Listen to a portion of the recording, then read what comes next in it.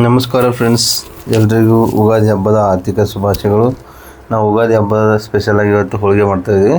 ಫಸ್ಟಿಗೆ ಬೇಳೆ ಕುದಿಸೋಕ್ಕಿಟ್ಟಿದ್ದೀವಿ. ಇಲ್ಲಿ ನಾವು 4 ಗ್ಲಾಸ್ ಬೇಳೆ ತೊಗೊಂಡಿದ್ದೆ, 4 ಗ್ಲಾಸು ಬೆಲ್ಲ ತೊಗೋತೀವಿ ಇದಕ್ಕೆ. ಮತ್ತು ಏಲಕ್ಕಿ 4ರಿಂದ 5 ಈ ಥರ ಬೇಳೆ ಬೆಂದಿರಬೇಕು ನೋಡಿ. ಈ ಥರ ಬೆಂದಿರೋದು ಗೊತ್ತಾದಮೇಲೆ ನೀರು ಬಸಿಬೇಕದು. ನೀರು ಕುಕ್ಕರಲ್ಲಿ ಅಷ್ಟೊಂದು ಪರ್ಫೆಕ್ಟಾಗಿ ಬಸಿದೆ ನೋಡಿ. ನೀರು ಕುಕ್ಕರಲ್ಲಿ ಅಷ್ಟೊಂದು ಚೆನ್ನಾಗಿ ಪರ್ಫೆಕ್ಟಾಗಿ ಬರಲ್ಲ ಅಂತೇಳ್ಬಿಟ್ಟು ಈ ಥರ ಓಪನ್ ಒಂದು ಪಾತ್ರೆಯಲ್ಲಿ ಇಟ್ಟಿದ್ದೀವಿ.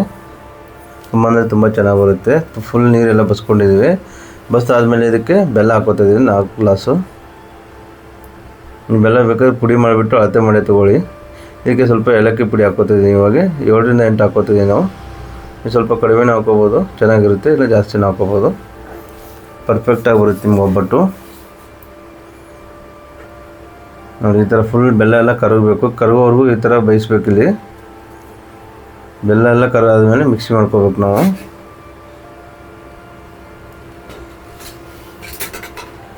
ಈ ಥರ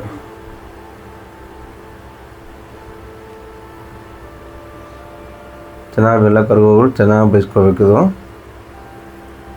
ಫಸ್ಟಿಗೆ ನಾವು ಏಲಕ್ಕಿ ಪೌಡ್ರ್ ಕೂಡ ಇದಕ್ಕೆ ಹಾಕ್ಕೊಂಡಿದ್ದೀವಿ.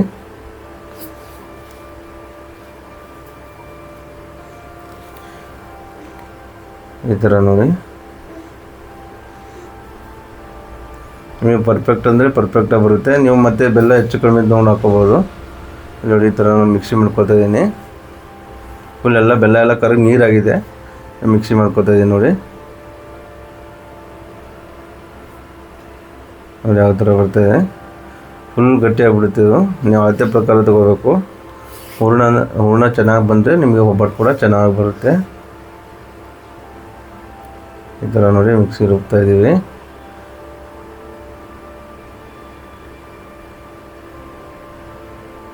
ನೋಡಿ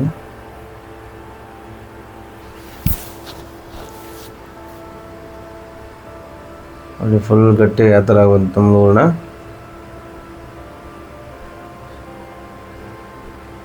ಈ ಥರ ಬರ್ತದೆ ನೋಡಿ ಹೂರಣ. ನೋಡಿ ಈ ಥರ ಫುಲ್ ನಿಮ್ಗೆ ಚೆನ್ನಾಗಿ ಹೂರಣ ಚೆನ್ನಾಗಿ ಬಂದರೆ ನಿಮ್ಗೆ ಒಬ್ಬಟ್ಟು ಫುಲ್ ಪರ್ಫೆಕ್ಟಾಗಿ ಬರುತ್ತೆ. ಇದು 1 ಅವರ್ ಆಗಬೇಕು. ನಾವು ಹೂರಣ ಎಲ್ಲ ರೆಡಿಯಾಗಿ 1 ಅವರ್ ಆಗಬೇಕು. ಅವಾಗ ನಾವು ಒಬ್ಬಟ್ಟು ಮಾಡೋಕ್ಕೆ ಸ್ಟಾರ್ಟ್ ಮಾಡಬೇಕು. ಅವಾಗ ನಿಮಗೆ ಸೂಪರ್ ಅಂದರೆ ಸೂಪರಾಗಿ ಬರುತ್ತೆ ಹೋಳಿಗೆ. ನೀರು ಬರುತ್ತಲ್ಲ, ಸ್ವಲ್ಪ ನೀರೆಲ್ಲ ಆರುತ್ತೆ. ಆರಾದ್ಮೇಲೆ ನಾವು ಹೋಳಿಗೆ ಮಾಡ್ಕೋಬೇಕು. ಇವಾಗ ಮೈದಾ ಹಿಟ್ಟು 1/4 kg ತೊಗೊಂಡಿದ್ವಿ. 15 ಒಬ್ಬಟ್ಟು ಆಗುತ್ತೆ 1/4 kg ಮೈದಲ್ಲಿ. ಸ್ವಲ್ಪ ಉಪ್ಪು ಹಾಕ್ಕೊಂಡಿದ್ದಕ್ಕೆ ಸ್ವಲ್ಪ ಚುಟ್ಕೆ ಅಷ್ಟು. ಆಮೇಲೆ ಸ್ವಲ್ಪ ಅರಿಶಿಣ ಕೂಡ ಹಾಕೋಬೇಕು. ಹೂರಣ ಮತ್ತು ಹಿಟ್ಟು ಎರಡು ಒಂದೇ ಪ್ರಮಾಣದಲ್ಲಿ ಅಳಕಾಗಿರಬೇಕು ನೋಡಿ. ಸ್ವಲ್ಪ ಅರಿಶಿಣ ಕೂಡ ಹಾಕ್ಕೊಂಡಿದ್ದೀನಿ. ಎರಡು ಒಂದೇ ಪ್ರಮಾಣದಲ್ಲಿದ್ದಾಗ ನಿಮಗೆ ಒಬ್ಬಟ್ಟು ಕೂಡ ಪರ್ಫೆಕ್ಟಾಗಿ ಬರುತ್ತೆ. ಹೂರಣ ಗಟ್ಟಿ ಇತ್ತು, ಒಬ್ಬಟ್ಟು ಹಸಿ ಇಟ್ಟು ಅಳಕಿತ್ತು ಅಂದರೆ ನಿಮಗೆ ಒಬ್ಬಟ್ಟು ಮಾಡೋದು ತುಂಬ ಕಷ್ಟ ಆಗುತ್ತೆ. ಎರಡು ಒಂದೇ ಪ್ರಮಾಣದಲ್ಲಿ ಅಳಕಾಗಿರಬೇಕು.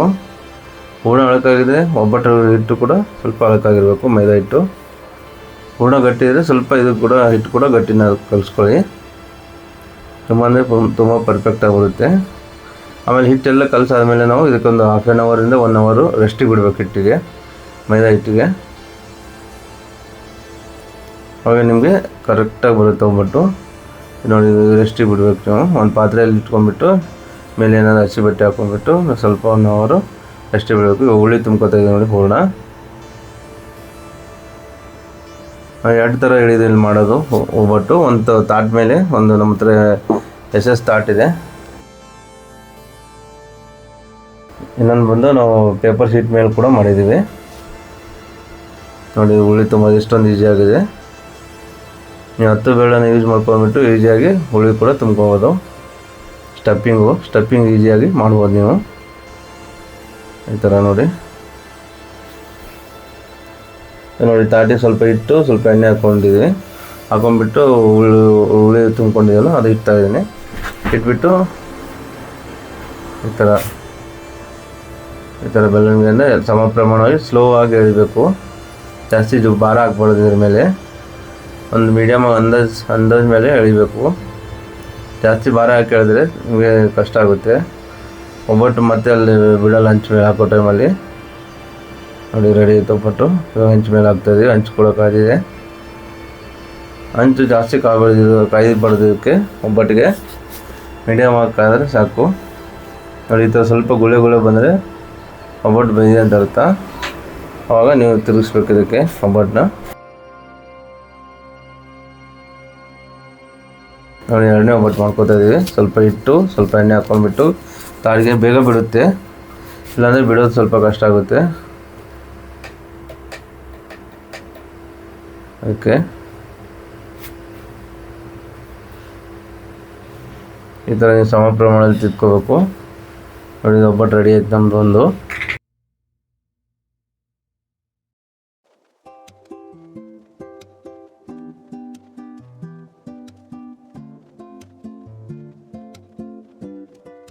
ಎರಡನೇ ಒಬ್ಬಟ್ಟು ಕೂಡ ರೆಡಿಯಾಗಿದೆ. ಹಾಕ್ಕೊಳ್ಳೋಣ ಇವಾಗ ಹಂಚು ಮೇಲೆ. ಹಂಚು ಮೀಡಿಯಮ್ ಆಗಿರಬೇಕು, ಜಾಸ್ತಿ ಫ್ಲೇಮ್ ಇರಬಾರ್ದು ಹಂಚು. ನೋಡಿ ಈ ಥರ ಸ್ವಲ್ಪ ಗುಳ್ಳೆ ಬಂದರೆ ನೀವು ಒಬ್ಬಟ್ಟನ್ನ ತಿರುಗಿಸ್ಬೇಕು. ಎಷ್ಟೊಂದು ನೀಟಾಗಿ ಎಷ್ಟೊಂದು ಚೆನ್ನಾಗಿ ಬರ್ತಾಯಿದೆ ನೋಡಿ. ಇವಾಗ ನೋಡಿ ಶೀಟ್ ಮೇಲೆ ಮಾಡೋದು ಕೂಡ ಒಂದು ಹೇಳ್ತಾ ಇದ್ದೀನಿ. ಸ್ಟಫಿಂಗ್ ಮಾಡ್ಕೊಂಡು ಈ ಥರ ಶೀಟ್ ಮೇಲೆ ಸ್ವಲ್ಪ ಎಣ್ಣೆ ಹಾಕ್ಬೇಕು, ಹಿಟ್ಟು ಹಾಕ್ಬಾರ್ದು ಇದಕ್ಕೆ. ಬರೀ ಎಣ್ಣೆ ಹಾಕ್ಕೊಂಡ್ಬಿಟ್ಟು ಉಳ್ಳಿ ತುಂಬ್ಕೊಂಡು ಈ ಥರ ಇಡಬೇಕು. ಅದ್ಮೇಲೆ ಒಂದು ಕವರ್ ಹಾಕ್ಕೋಬೇಕು. ಕವರ್ ಹಾಕ್ಕೊಂಡು ಹಿಂಗೆ ಎಳಿಬೇಕು. ನಿಮಗೆ ಇದು ಈಜಿ ಅನಿಸಿದ್ರೆ ಈಜಿ ಮಾಡಿ, ಅದು ಬೇಕಾದ್ರೆ ಅದು ಮಾಡ್ಕೋಬೋದು. ಈ ಥರ ಹೇಳ್ಕೋಬೇಕು. ಎಲ್ಲ ಸಮ ಪ್ರಮಾಣ, ಎಲ್ಲ ಕಡೆ ಒಂದೇ ಲೆವೆಲಲ್ಲಿ ಸಮತಟ್ಟವಾಗಿರಬೇಕು. ಈ ಥರ ನೋಡಿ.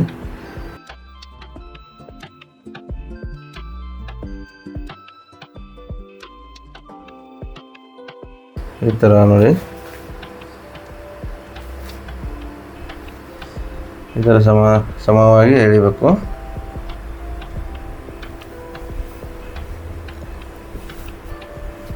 ಇವಾಗ ಎಲ್ಲ ಸಮವಾಯಿತು. ಸೀಟ್ ತೆಗಿಬೇಕು. ಇವಾಗ ಹಂಚು ಕಾಯ್ತಿದೆ, ಮೀಡಿಯಮ್ ಫ್ಲೇಮಲ್ಲಿ ಇಟ್ಟಿದ್ದೀವಿ. ಈ ಥರ ಎತ್ಕೋಬೇಕು ಶೀಟ್ನ ನೋಡಿ. ಈ ಥರ ಆರಾಮಾಗಿ ಎತ್ಕೋಬೇಕು, ಬರುತ್ತೆ. ಸ್ವಲ್ಪ ಒಬ್ಬಟ್ಟು ಗುಳ್ಳೆ ಬಂದರೆ ನಾವು ಒಬ್ಬಟ್ಟನ್ನ ತಿರುಗಿಸ್ಕೋಬೇಕು. ಇವಾಗ ಇನ್ನೊಂದು ಒಬ್ಬಟ್ಟು ಮಾಡ್ತಾಯಿದ್ದೀವಿ ನೋಡಿ. ನೋಡಿ ಒಂದೇ ಗುಳ್ಳೆ ತಿರುಗಿಸ್ಬೇಕು ಇವಾಗ. ನೋಡಿ ಯಾವ ಥರ ಒಂದು ಸೂಪರಾಗಿ.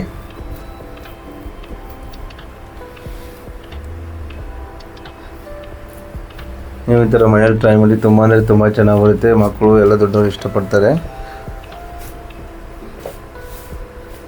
ಈ ಯುಗಾದಿ ಹಬ್ಬಕ್ಕೆ ಸ್ಪೆಷಲಾಗಿ ಮಾಡಿ, ತುಂಬ ಈಸಿಯಾಗಿ.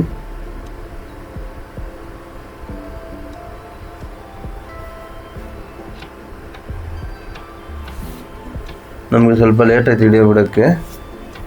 ಈ ಗ್ಯಾಸ್ ಪ್ರಾಬ್ಲಮ್ ಆಗಿಬಿಟ್ಟು ಲೇಟ್ ಆಯಿತು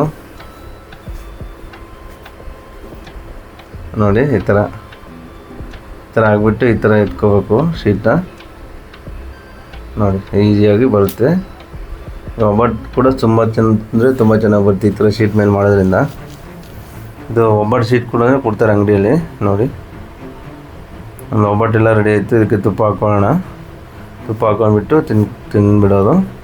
ನಾವು ಬೇಕಾದ್ರೆ ಹಾಲು ತುಪ್ಪ ಕೂಡ ಹಾಕ್ಕೊಳ್ಬೋದು. ಇವಾಗ ಮಾವಿನಕಾಯಿ ಸೀಸನ್ ಬಂದಾಗ ಮಾವಿನಕಾಯಿ ರಸ ಮತ್ತು ಹೋಳಿಗೆ ಕೂಡ ಊಟ ಮಾಡ್ಬೋದು. ತುಂಬ ಚೆನ್ನಾಗಿ ಬಂತು. ಎಲ್ರಿಗೂ ಧನ್ಯವಾದಗಳು. ನಮಗೆ ಸಪೋರ್ಟ್ ಮಾಡ್ತಾಯಿರಿ. ಸಬ್ಸ್ಕ್ರೈಬ್ ಮಾಡಿ, ಲೈಕ್ ಮಾಡಿ ಮತ್ತು ಶೇರ್ ಮಾಡಿ. ತಪ್ಪದೇ ಕಮೆಂಟ್ ಕೂಡ ಮಾಡಿ. ಯಾವ ಥರ ಬರ್ತಾಯಿದೆ ನಮ್ಮದು ವೀಡಿಯೋಗಳು, ಕ್ವಾಲಿಟಿ, ವಾಯ್ಸು ಎಲ್ಲ ಹೇಳಿ. ಎಲ್ರಿಗೂ ಧನ್ಯವಾದಗಳು. ಜೈ ಹಿಂದ್, ಜೈ ಕರ್ನಾಟಕ.